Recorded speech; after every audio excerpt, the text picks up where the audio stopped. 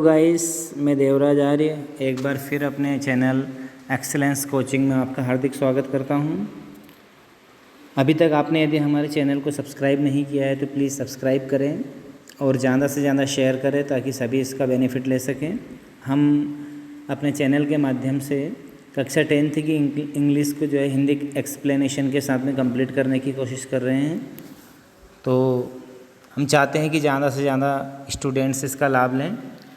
पिछले वीडियो में हमने लेसन 2 कंप्लीट कर लिया था। लेसन 2 जिसका नाम है द पावर ऑफ डिटर्मिनेशन। आज हम उसकी एक्सरसाइज करने वाले हैं।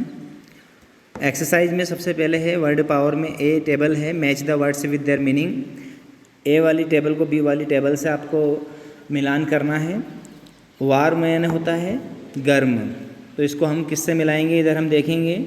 Eight a fairly high temperature but in a way that is pleasant. Warm का अर्थ होता है गर्म, लेकिन इतना गर्म नहीं जो जिससे कि आपको तकलीफ हो, सिर्फ इतना गर्म जो कि जैसे ठंड के दिनों में उससे आपको थोड़ा रिलीफ मिले। ठंड वगैरह में आप यदि अलाव वगैरह के पास में बैठते हैं तो यदि आपको ठंडक आपको गर्मी महसूस होती है तो समझ लो कि ये आपके लिए सुखद गर्मी है। तो वार्म का अर्थ होता है at a fairly high temperature but in a way that is pleasant. Terrible, terrible का अर्थ होता है बहुत ही ज़्यादा दुखद। इसका आएगा वेरी अनप्लीजेंट। अनप्लीजेंट यानी कि जिससे बिल्कुल भी सुख की आस ना की जा सके, बहुत ही भयानक भयावह स्थिति।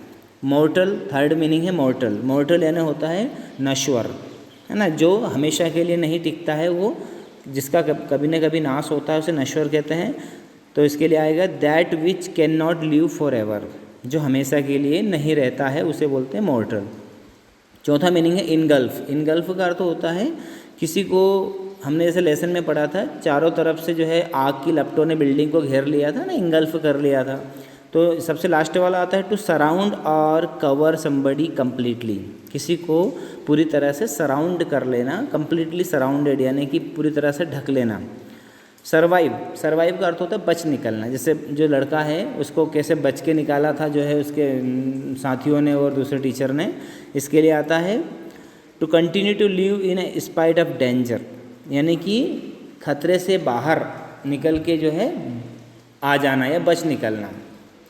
तो ये हमारा वर्ड पावर में ए वाली टेबल हो गई है, अच्छे से मीनिंग हमने समझ ली। बी वाली टेबल में देखते हैं, read the sentence carefully and find out the antonym of the words given below. आपको 5 वर्ड्स दिए हैं, उसके बाद 5 सेंटेंस दिए हैं। आपको इन 5 वर्ड्स में से 5 वर्ड्स के एंटोनिम से इन 5 सेंटेंस में से निकालने हैं। जैसे पहला है दिया है आपको कूल, कूल यानी होता है ठंडा। दूसरा है स्ट्रॉन्ग, स्ट्रॉन्ग यानी ताकतवर। माइनर यानी कि बहुत ही सूक्ष्मतम। लोअर यानी जो है नीचे के स्तर का। कंस्ट्रक्ट यानी कि बनाना। तो हम पहला सेंटेंस देखते हैं कि हमें इसमें किसका एंटोनिम से मिलता है। कूल का मिलता है, स्ट्रॉन्ग का मिलता है, माइनर का मिलता है, लोअर का मिलता है, कंस्ट्रक्ट का मिलता है। अ वोल्केनो में destruct anything that comes in its way. एक जो वोल्केनो होता है यानी जो ज्वालामुखी होता है, वो उसके रास्ते में जो भी चीज़ आती है उसको डिस्ट्रक्ट कर देता है, यानी कि ख़त्म कर देता है। तो हमें किसका एंटोनिम से मिल गया? कंस्ट्रक्ट का एंटोनिम से होता है डिस्ट्रक्ट। आगे हम बढ़ते हैं। सेकेंड सेंटेंस है the director gave a major project to his subordinates. Major शब्द आया है इसमें। अभी हमारे पास एक शब्द था ब्लैक लेटर से में, देखिए माइनर। तो माइनर का इसमें अपोजिट आ गया है मेजर। माइनर यानी सूक्ष्मतम, मेजर यानी कि दीर्घतम। थर्ड सेंटेंस है the boy became very weak after illness. Weak आया है तो एक शब्द हमारे पास यहाँ पर है स्ट्रॉन्ग। स्ट्रॉन्ग का एंटोनिम से होता है वीक, ठीक है। Woollen clothes keep us warm. जो वुलन क्लॉथ्स से होते हैं, ऊनी कपड़े होते हैं, वो हमको गर्म रखते हैं। तो हमारे पास एक शब्द था कूल। कूल का एंटोनिम से होता है warm. An upper berth is reserved for me, है ना। जैसे हम ट्रेन में कोई चीज़ बर्थ को रिजर्व करवाते हैं तो उसमें लोअर और अपर बर्थ रहती है। तो यहाँ पर हमारे पास एक शब्द आया था लोअर, है ना, तो यहाँ पर आ गया है अपर, ठीक है। तो लोअर का एंटोनिम्स होता है अपर। तो हमने सीखा कि कूल का, स्ट्रॉन्ग का, माइनर का, लोअर का और कंस्ट्रक्ट का एंटोनिम्स क्या होता है, ठीक है। अच्छे समझ गए होंगे। अब हम देखते हैं इसके question and answers. How much I have understand, कि हमें कितना समझ में आया। तो ये वाले क्वेश्चन करेंगे आज हम। क्वेश्चन फर्स्ट देखिए सबसे पहले, what was the duty of the little boy. उस छोटे से लड़के की ड्यूटी क्या थी?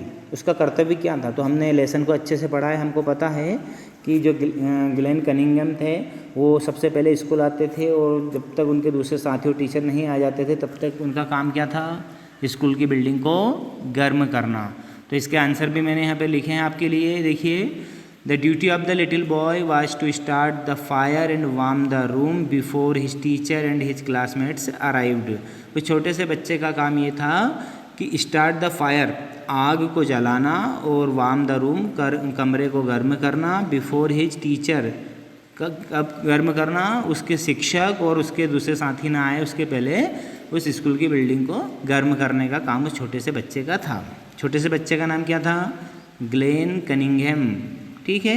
सेकंड क्वेश्चन है, what was the condition of the little boy when he was taken out of the burning school building. उस छोटे से लड़के की स्थिति कैसी थी जब उसको जलती हुई बिल्डिंग में से निकाला गया था। तो हमने पढ़ा था, क्या पढ़ा था, the little boy was unconscious, छोटा सा लड़का बेहोश था, when he was taken out of the flaming building, जब उसे आग वाली बिल्डिंग में से निकाला गया था। He was more dead than alive, वहाँ जीवित कम और मरा हुआ ज़्यादा था, ठीक है।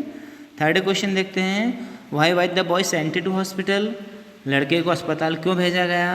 आंसर है, the boy had major burns over the lower half of his body, यानी उस लड़के के शरीर के निचले हिस्से में बहुत ज़्यादा आग के कारण जो है उसका मांस नष्ट हो चुका था, यानी बहुत ज़्यादा उस जल चुका था, इसलिए सो ही वेंट टू हॉस्पिटल, उसको कहाँ भेजा, अस्पताल भेजा। आंसर फिर से देख लेते हैं, the boy had major burns over the lower half of his body, so he went to hospital. Fourth question है, what was the opinion of the doctor about the burned boy, उस जले हुए लड़के के बारे में डॉक्टर की क्या राय थी। जैसे हमने लेसन में पढ़ा था कि डॉक्टर ने उसकी माँ से क्या कहा था, the doctor told his mother that his son would surely die, डॉक्टर ने उसकी माँ से कहा था कि तुम्हारा लड़का निश्चित रूप से मर जाएगा, क्योंकि उसकी स्थिति को देखते हुए डॉक्टर ने पहले ही उसकी माँ से बोल दिया था कि ये इतना जल चुका है कि ये नहीं बचेगा। फिफ्थ क्वेश्चन है, what did the boy decide after listening that he would surely die, लड़के ने जब ये सुना कि डॉक्टर ने मेरी माँ को कहा कि मैं निश्चित रूप से मर जाऊँगा, तो उसने फिर क्या किया, मतलब उसके दिमाग में क्या आया, क्या विचार आया। हमने पढ़ा था कि the boy did not want to die, लड़का मरना नहीं चाहता था। He made up his mind, उसने अपने दिमाग को बनाया, यानी फिर से पुनर्जीवित किया दिमाग को, उसने संदेश भेजा दैट ही वुड सर्वाइव, कि वहाँ बच के दिखाएगा। अभी हमने पढ़ा था सर्वाइव यानी बच निकलना, कि वहाँ बच के दिखाएगा, यानी वो बहुत हिम्मत वाला लड़का था, इसलिए डॉक्टर की बातों का उसके ऊपर असर नहीं हुआ। ही made up his mind that he would survive, उसने अपना दिमाग में ये प्रण लिया कि वहाँ बच के दिखाएगा। ए वाले में लास्ट क्वेश्चन है 6, what was the opinion of the doctor after the boy had survived, जब लड़का बच गया उसके बाद डॉक्टर की क्या ओपिनियन थी, क्या राय थी, डॉक्टर ने वापस उसकी माँ से क्या कहा।